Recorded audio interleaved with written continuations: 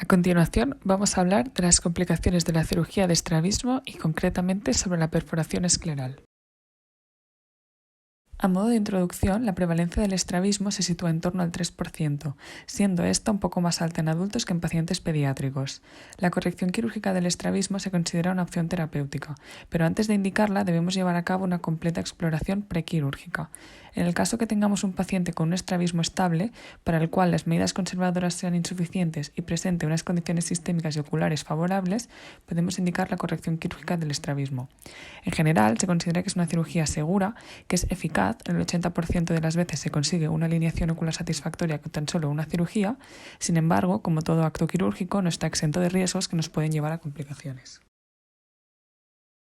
Es difícil hablar de un valor de frecuencia de complicaciones porque depende de qué consideremos complicación. Algunos autores consideran como complicación la hiperemia conjuntival a las 24 horas de la cirugía. Describen que se les complican todos los pacientes. En lo que sí hay más consenso entre autores es en dividir las complicaciones en moderadas y graves. En cuanto a las moderadas, pasa esto mismo que acabo de explicar, depende de qué consideremos complicación. En cuanto a las graves, sí que hay más consenso por la mayoría de autores y se considera que la incidencia de las complicaciones graves es de 1 por cada 400 cirugías. La incidencia se considera igual en pacientes pediátricos y en pacientes adultos. En cuanto al momento de la complicación, estas pueden ser en un momento pre, intra o postoperatorias. Empezando por las complicaciones moderadas, la primera a comentar sería el delen corneal. Consiste en un adelgazamiento periférico no inflamatorio por una distribución irregular de la lágrima. Suele desarrollarse durante la primera o segunda semana después de la cirugía y el tratamiento consiste en una hidratación intensiva con lágrimas artificiales y pomadas lubricantes. Suele curar sin secuelas. Otra complicación moderada es el granuloma piogénico. Consiste en una proliferación fibrovascular en respuesta a un traumatismo quirúrgico. En la exploración oftalmológica nos encontramos una masa de color rojo carnosa de crecimiento relativamente rápido. El tratamiento se realiza con corticoides tópicos o con escisión quirúrgica.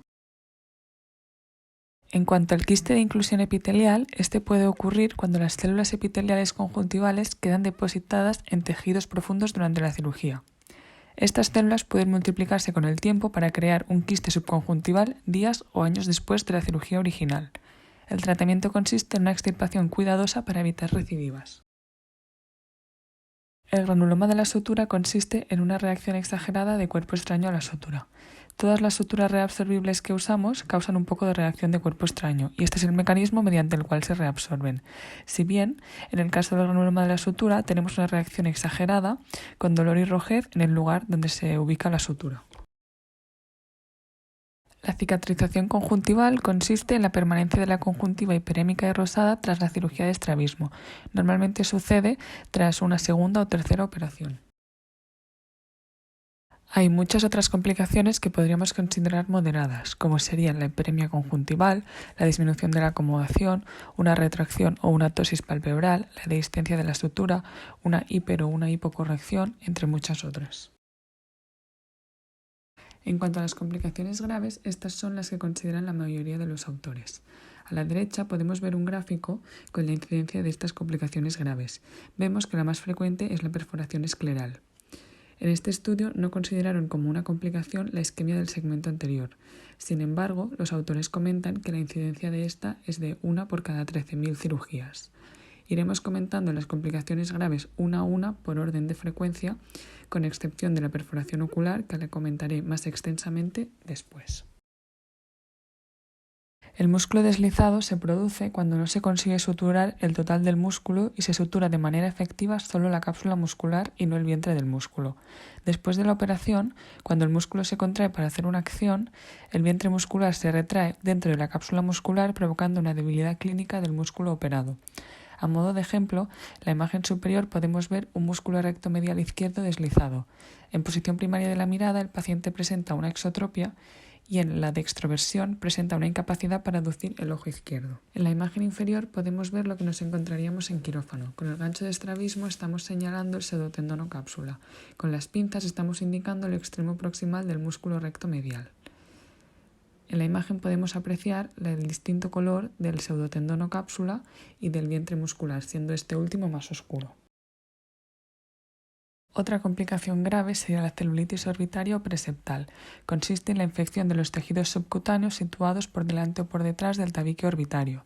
Son infecciones raras tras la cirugía de estrabismo, pero son potencialmente amenazantes para la visión.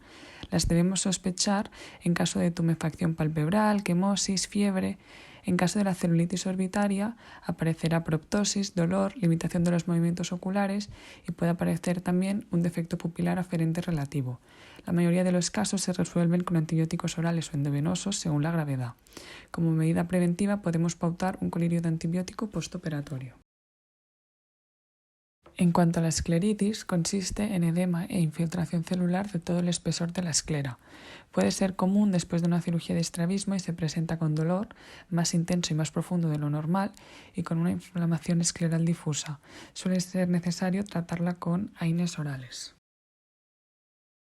El músculo perdido sucede cuando el músculo extraocular se libera de las suturas o de los instrumentos quirúrgicos que lo separaban durante la cirugía. Cuando se pierde un músculo, este se retrae posteriormente hacia la órbita.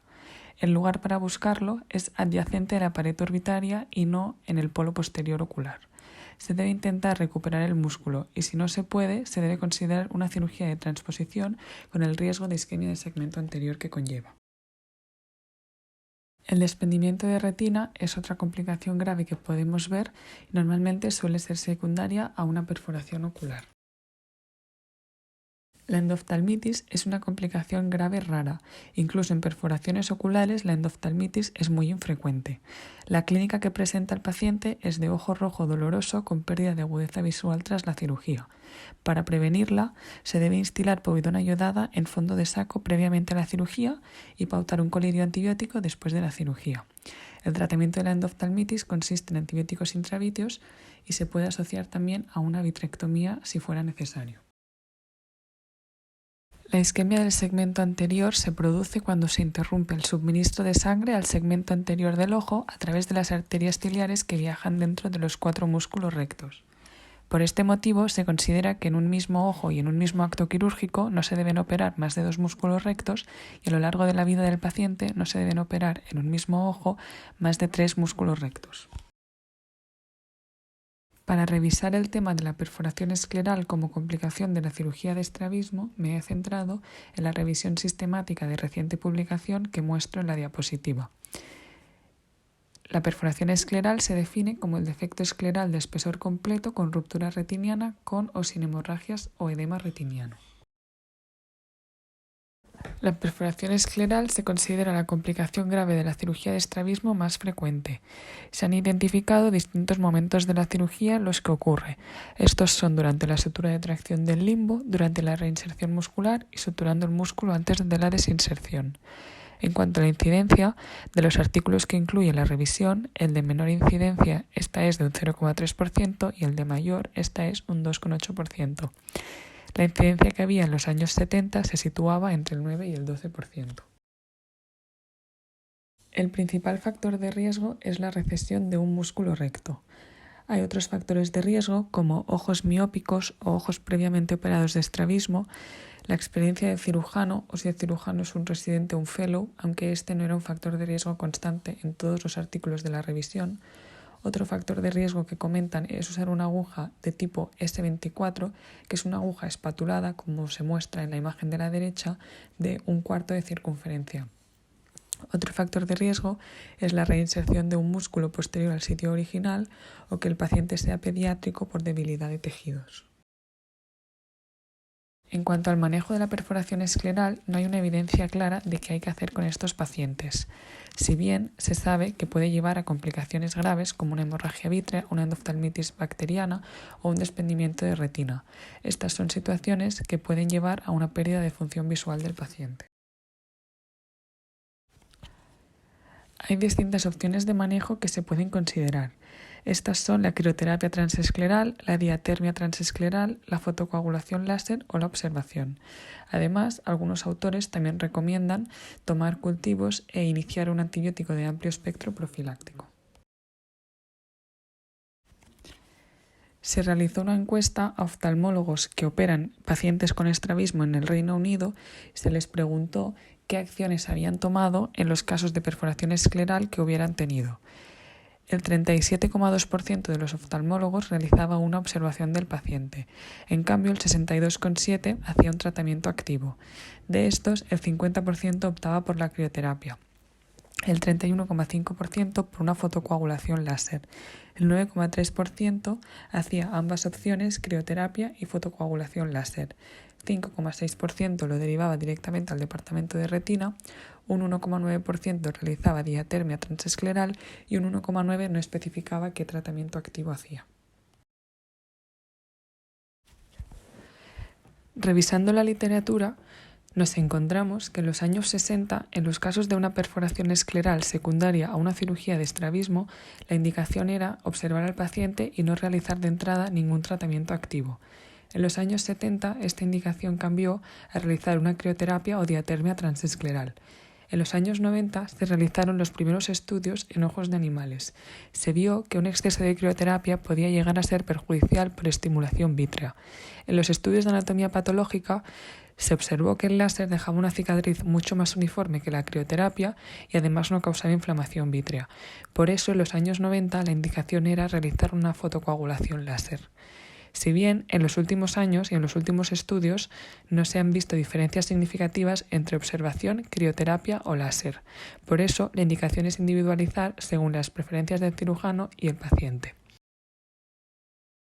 Hay distintas acciones que podemos tomar para disminuir la incidencia de perforaciones. Estas son asegurar una buena hemostasia del paciente, una buena fijación del globo ocular, una buena magnificación durante la cirugía, una buena visualización de tejidos antes de la desinserción o de la sutura, usar agujas finas espatuladas, mantener la aguja en el tercio superficial de la esclera durante la sutura del músculo sin dirigirla directamente hacia el globo ocular, realizar túneles esclerales cortos y revisar el fondo siempre que se sospeche una complicación.